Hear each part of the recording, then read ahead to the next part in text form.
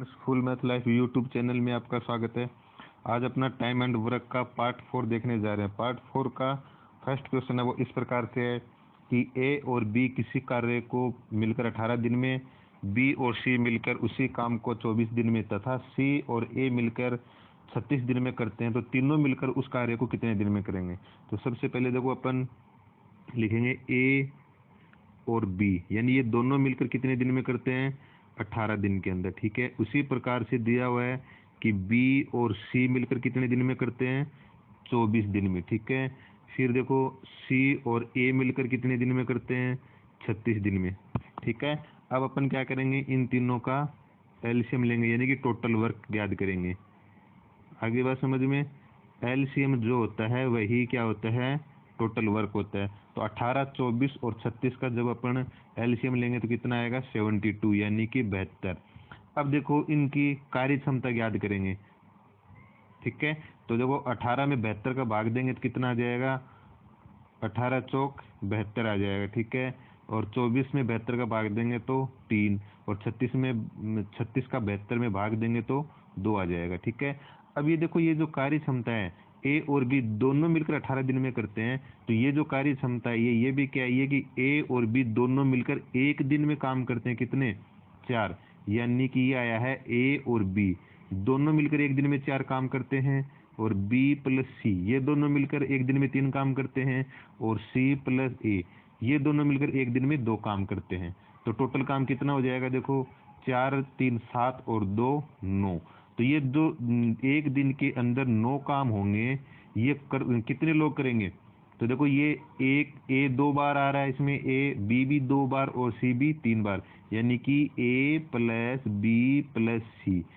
आदमी तो ये 3 ही है, ए बी और सी, लेकिन प्रत्येक आदमी 2-2 बार काम कर रहा है, इसलिए इसको अपन इस तरह से लिखेंगे। यानी कि टोटल वैसे 6 आदमी हो गए, क्योंकि एक आदमी 2 बार काम कर रहा है इसके अंदर। तो देखो इस प्रकार से ये तीनों आदमी 2-2 बार काम करेंगे, तो एक दिन में कितना काम कर लेंगे, 9 काम कर लेंगे। लेकिन अपने को ज्ञात करना है कि ये तीनों आदमी सिर्फ एक बार काम करें तो एक दिन में कितना काम करेंगे। तो इस 9 का इस 2 का इस 9 में इधर डिवाइड कर देंगे। आगे बात समझ में, ये 2 इधर इसके भाग में आ जाएगा। तो ए प्लस बी प्लस सी एक दिन में कितना काम करेंगे, 9/2 काम करेंगे, जबकि टोटल काम कितना है, 72। कितना है, 72। तो ए प्लस बी प्लस सी तीनों मिलकर, तीनों का ही पूछा हुआ है, तीनों मिलकर उस कार्य को कितने दिन में करेंगे। तो जो एक दिन में जितना काम करेंगे उसका टोटल में भाग लगा देंगे, यानी कि 72, और भाग किसका लगाएंगे, 9/2 का। तो 9 बट्टे में जो 2 है वो ऊपर चला जाएगा। आगे बात समझ में, तो कितना होगा, 9 का 72 में भाग देंगे 8 बार, 8 दूनी 16। तो कितने दिन में काम करेंगे, 16 दिनों में काम करेंगे। ए प्लस बी प्लस सी तीनों मिलकर कितने दिन में काम करेंगे, ये तीनों काम करेंगे 16 दिन के अंदर। तो कौन सा ऑप्शन आ जाएगा अपना, ऑप्शन ए अपना आंसर आ जाएगा। ठीक है, अब देखो अपन अपना नेक्स्ट क्वेश्चन है वो इस प्रकार से है कि देखो ए व बी मिलकर किसी काम को 8 दिन में करते हैं, तो लिखते हैं अपन ए प्लस बी कितने दिन में काम कर रहे हैं, 8 दिन में। बी व सी मिलकर 12 दिन में कर रहे हैं, कितने दिन में, बी प्लस सी मिलकर कितने दिन में कर रहे हैं, 12 दिन में।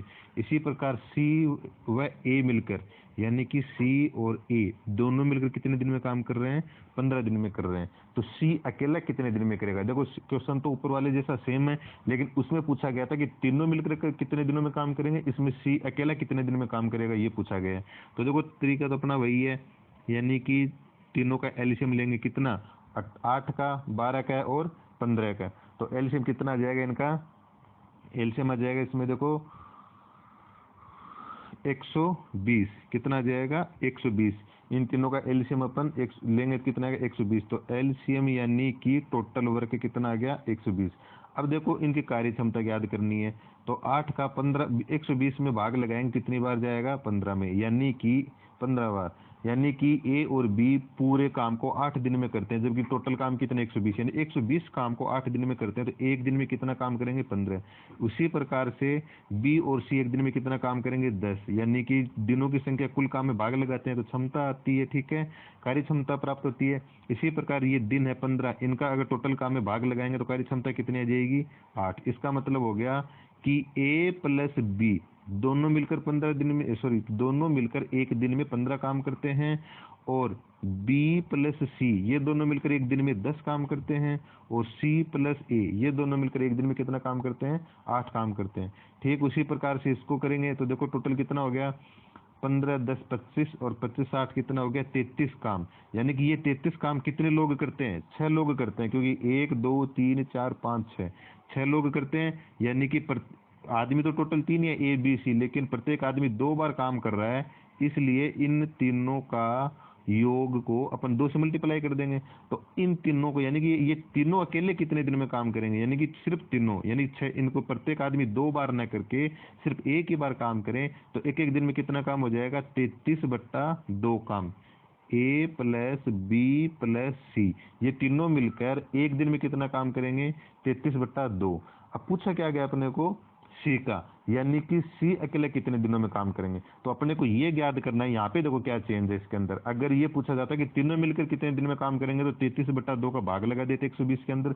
लेकिन अपन क्या करेंगे, यहाँ पे सिर्फ C का पूछा है, तो अपन इसमें भी ये याद करेंगे कि C अकेला एक दिन में कितना काम करता है। ये तो एक दिन में 33/2 जो काम करता है, 33/2 काम किया जाता है, वो इन तीनों के द्वारा किया जाता है एक दिन के अंदर। ठीक है, लेकिन C अकेले का कैसे याद करेंगे?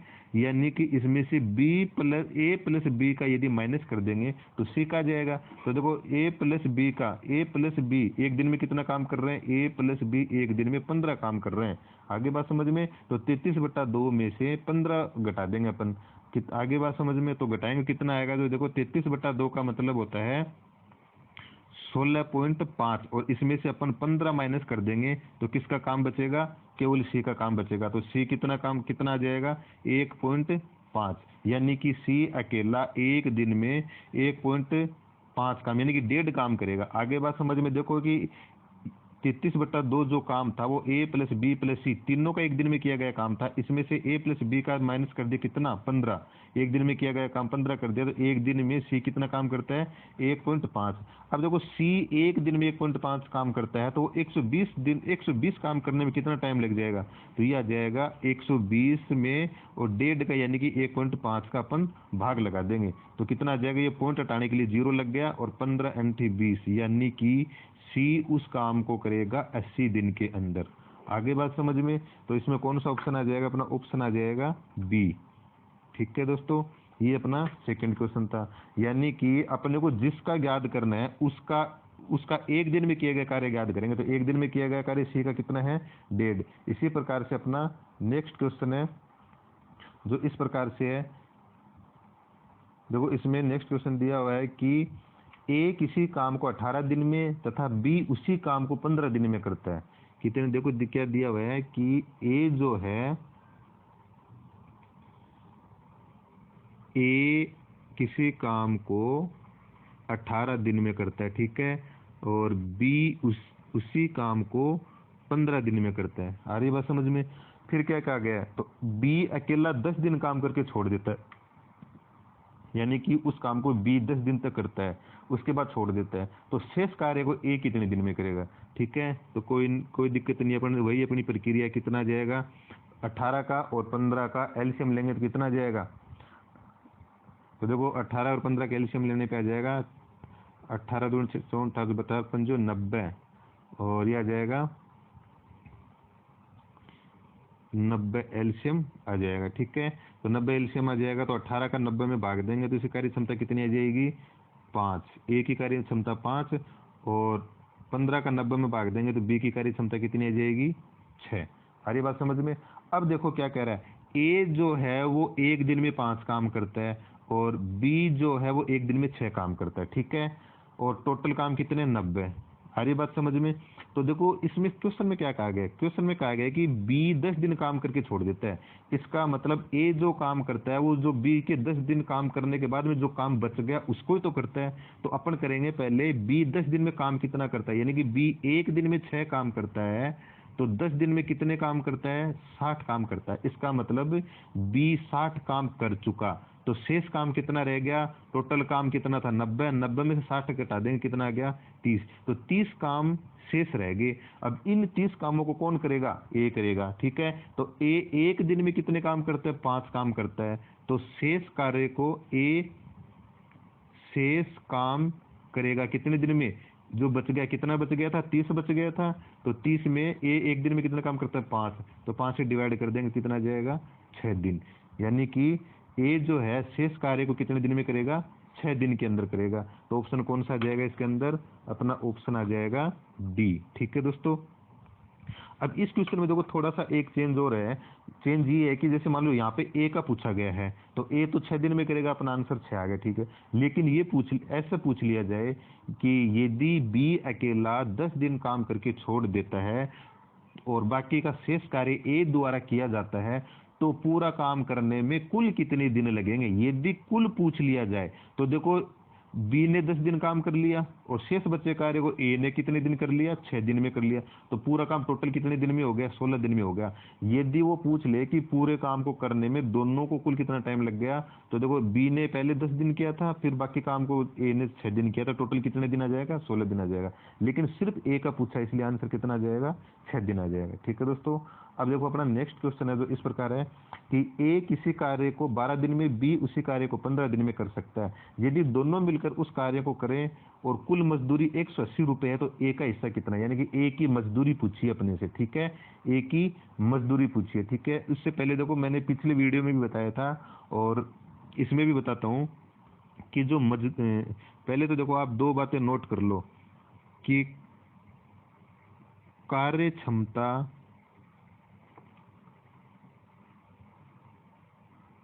का अनुपात और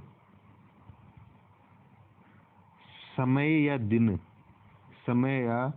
दिनों का अनुपात